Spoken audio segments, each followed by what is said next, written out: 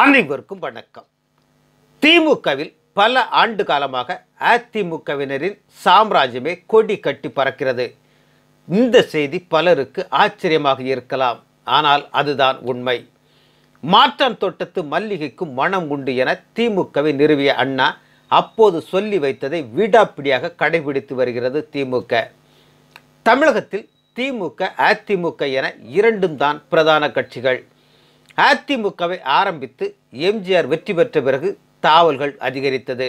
வந்தவர்களுக்கெல்லாம் பதவி நாற்காலிகளை கொடுத்து அழகு பார்த்தார் எம்ஜிஆர்.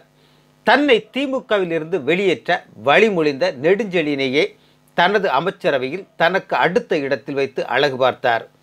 பின்னர் ஜெயலலிதா ஆட்சி காலத்திலும் கட்சி தாவல்கள் அதிகரித்தன. ஆனாலும் மாற்று கட்சியிலிருந்து வருபவர்களை எட்டவே வைத்திருந்தார் ஜெயலலிதா.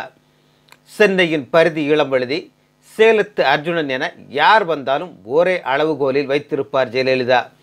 எம்எல்ஏ சீட்டோடு முடித்துக் கொள்வார். ஆனால் திமுகவில் நிலைமை தலைகீழ்.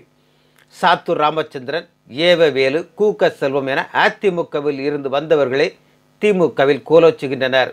அதிலும் ஏவ வேலுவின் கண்ணசிவில் தான் மு.க. ஸ்டாலினே இயங்குவதாக அந்த கட்சிக்குள்ளேயே விமர்சனங்கள் எழுந்ததுண்டு. கருப்பசாமி பாண்டியன், அனிதா ராதாகிருஷ்ணன், முத்துசாமி, சேகர்பாபு உள்ளிட்டோர் உள்ளூர் திமுக புள்ளிகளை ஓரம் கட்டிவிட்டு மாவட்ட செயலாளர் பதவியை பிடித்த அதிமுக மாஜிக்களில் குறிப்பிடத்தக்கவர்கள். ஜெகத் ரட்சகன், செல்வ கணபதி, ஆஸ்டின் போன்றோர் அதிமுகவில் இருந்து வெளியேறி திமுகவில் உயரம் தொட்டவர்கள். அந்த லிஸ்டில் லேட்டஸ்டாக இணைந்திருக்கிறார் செந்தில் பாலாஜி. அவர் திமுகவில் இணைந்தது முதல் கிரியடித்து கிடக்கிறார்கள் பாரம்பரிய உடன்பிறப்புகள். கட்சியில் இணைந்த வேகத்திலேயே கரூர் மாவட்ட செயலாளர் பதவியை பிடித்து விட்டார். ஏற்கனவே கட்சியில் இருந்த முக்கிய புள்ளியான நன்னியூர் ராஜேந்திரன் பதவியை அடைந்து கரூர் திமுகவில் தவிர்க்க முடியாத சக்தியாக உருவெடுத்து விட்டார் செந்தில் பாலாஜி. இதனால் கரூர் மாவட்ட திமுகவின் பழைய ஜாம்பவான்கள் கதி கலங்கி போய் கிடக்கிறார்கள். அடுத்து வரும் தேர்தலில் திமுக ஆட்சி அமைத்தால் செந்தில் பாலாஜிக்கு அமைச்சர் பதவி நிச்சயம். திமுகவை வழி நடத்துவதிலும் அவருக்கு முக்கியத்துவம் கொடுப்பார் மு.க. ஸ்டாலின் என்கிறார்கள் திமுக நிர்வாகிகள். ஆக திமுகவில் அதிமுகவினரின் சாம்ராஜ்யம் கொடி கட்டி பறக்கிறது.